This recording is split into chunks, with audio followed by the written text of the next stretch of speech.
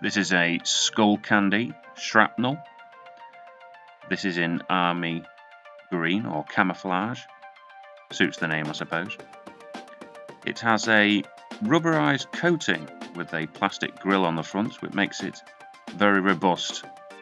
I should imagine this thing is great for parties or camping, festivals maybe. It's got a little string there that you can tie it onto something.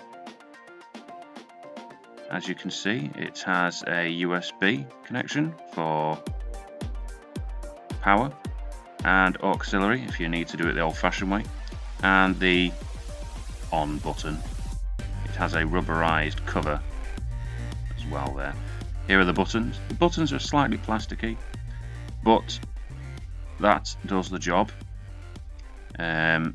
Has a plus and minus for altering certain things, including track change and volume. The middle is for pairing. Let's turn it on and see what happens.